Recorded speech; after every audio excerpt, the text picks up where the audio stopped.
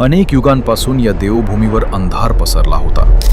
अन्यायाचा हाहाकार एवढा वाढला होता की स्वर्गातील देव सुद्धा मौन झाले होते. कारण पृथ्वीवर उतरला होता महिषासूर. ब्रह्मदेवाकडून वरदान प्राप्त असलेला बलवान असुर. त्याला कोणताही देव दैवी शक्ती मारू शकत नव्हती.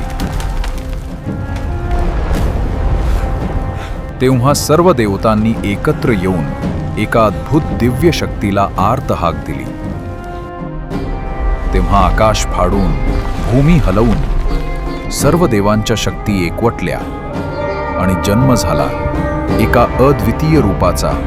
हातात शंख, चक्र, त्रिशूल, तलवार, गदा, ढाल आणि परशु.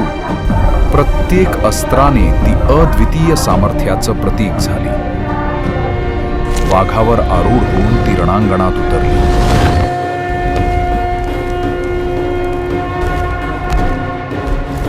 आणि मग तिच्या पायाखाली चिरडला गेला तो महाकाय महिषासूर.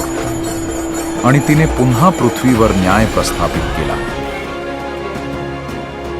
ती शक्ती होती, ती देवी होती, महिषासूर मर्दिनी.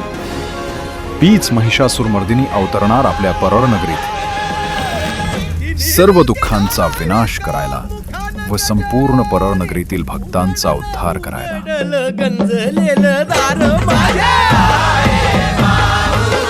मग येताय ना आपल्या परळच्या देवीच्या स्वागताला.